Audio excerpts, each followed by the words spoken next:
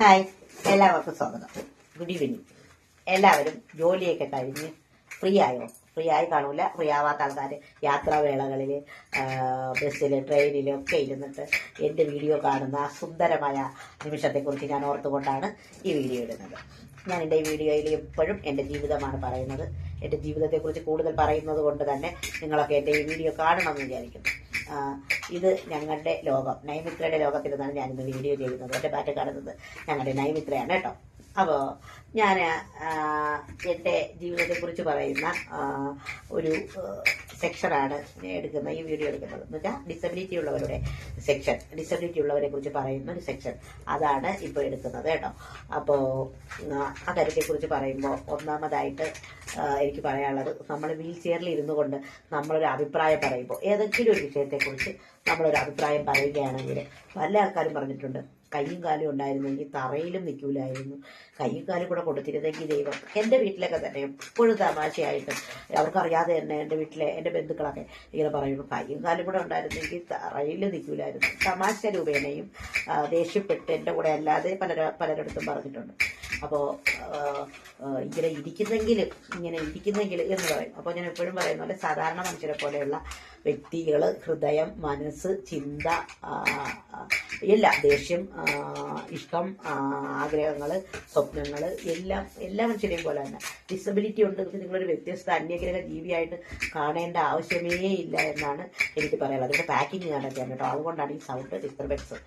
അപ്പോൾ ഇങ്ങനെ 3 വയസ്സിൽ പോളിയോ വന്നിട്ട് ചികിത്സകൾ ചെയ്ത ചികിത്സകളൊന്നും കൃത്യമായിരുന്നില്ല. വീട്ടുകാർക്ക് അന്നത്തെ രീതിയിൽ അറിവുണ്ടായിരുന്നില്ല. എൻ്റെ നാട്ടിൽ അങ്ങനെ ഒരു ഡിസബിലിറ്റി ഉള്ള അവസ്ഥകളൊന്നും ആർക്കും ഉണ്ടായിട്ടില്ല. അല്ലെങ്കിൽ അവർക്ക് വാദമായിരുന്നു, എല്ലാവർക്കും വാദമാണ് വരുന്നത്. അപ്പോൾ ആ ഒരു രീതിയിൽ പോളിയോയെയും എടുത്ത് തെറ്റായ ചികിത്സ, അവിടെ ഞങ്ങളുടെ നാട്ടിൽ തന്നെ ഉള്ളൊരു വൈദ്യൻ, ആളിന് പോളിയോ എന്താണെന്ന് പോലും അറിയത്തില്ലായിരുന്നു. ആൾക്കാർക്ക് ഈ വാദത്തിനൊക്കെ ചികിത്സിക്കും. അപ്പോൾ എൻ്റെതും വാദമാണെന്ന് വിചാരിച്ചിട്ട് ഇവർ വേണ്ടാത്ത ചികിത്സകൾ ചെയ്ത്, അല്ലെങ്കിൽ ഇപ്പോൾ നമുക്ക് ഒന്നുകിൽ ഒരു കൂനി, അല്ലെങ്കിൽ ഒന്ന് ഏന്തി നടക്കൽ, അങ്ങനെയൊക്കെ ആയി എനിക്ക് എൻ്റെ സ്വന്തം കാര്യം കൂടുതൽ നടത്താൻ പറ്റുമായിരുന്നു കേട്ടോ. അപ്പോൾ എനിക്ക് പറ്റാതായത് ഈ ഒരു മനുഷ്യൻ കാരണമാണ്, അയാളുടെ പ്രവൃത്തി കാരണമാണ്. അപ്പോൾ എപ്പോഴും ഞാൻ അതിനെക്കുറിച്ച് പറയാം. അത് എൻ്റെ വീട്ടിൽ തന്നെ ചില ആൾക്കാർ ആളിനെ വിശ്വസിച്ചത് കൊണ്ടാണ്.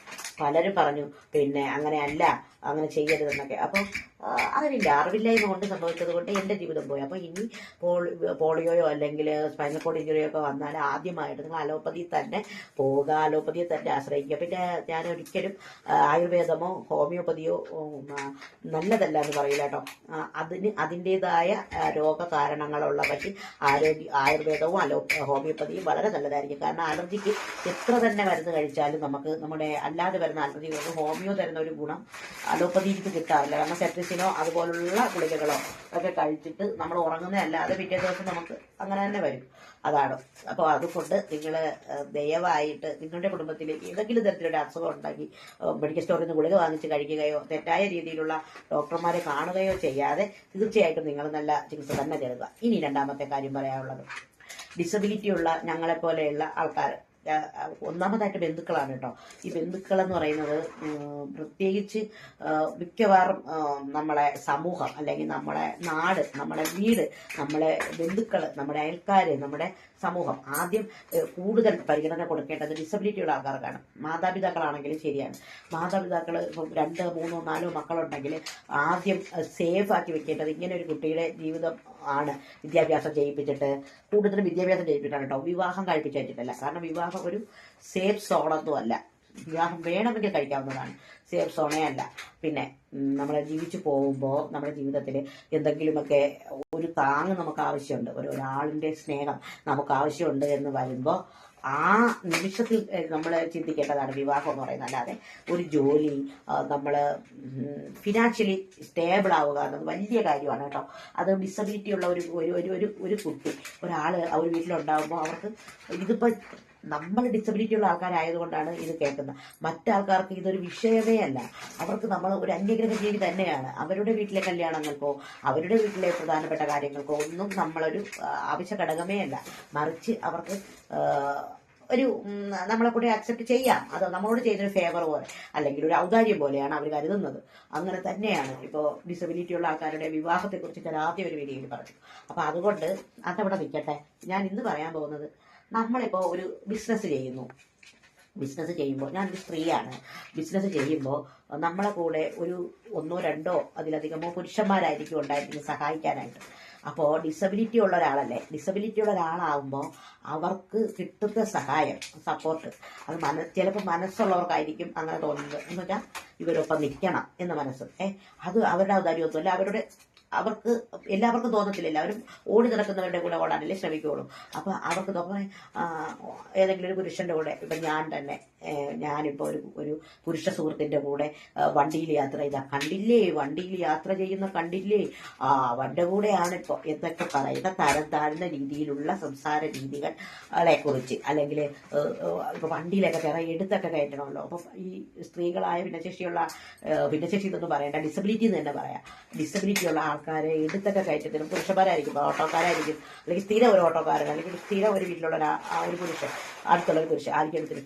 ഇപ്പൊ അവൻ കൊണ്ട് നടക്കുകയാണെന്ന് വെച്ചാൽ അവന് ഉപയോഗമുണ്ട്.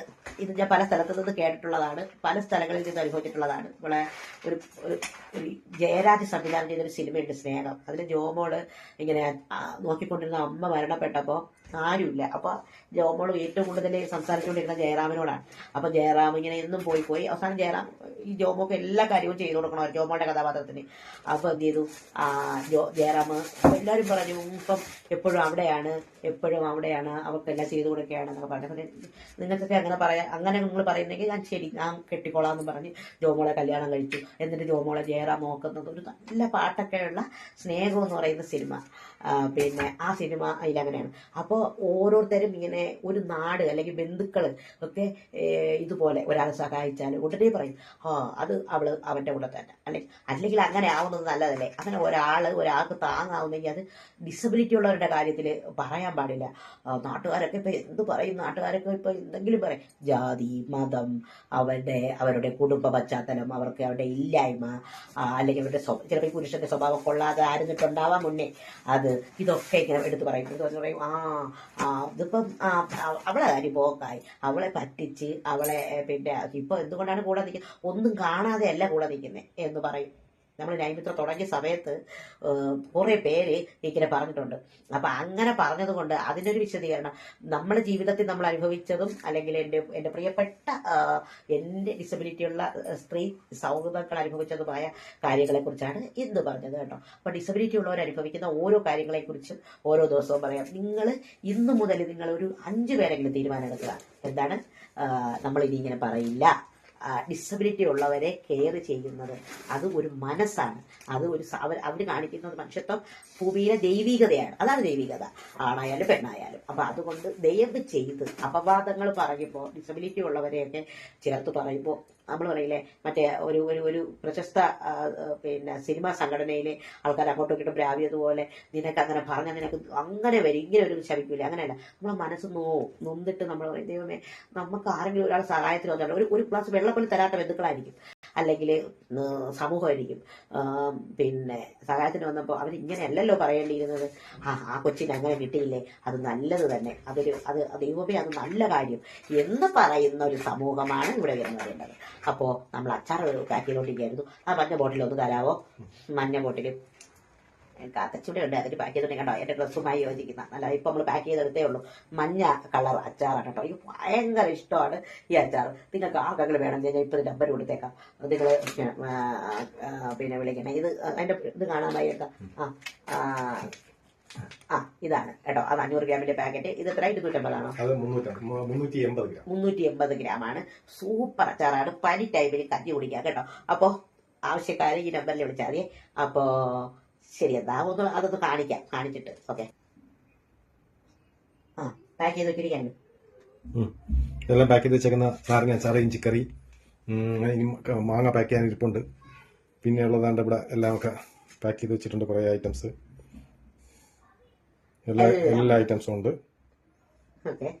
ഓക്കെ, ഇതാണ് നമ്മുടെ ലോകം.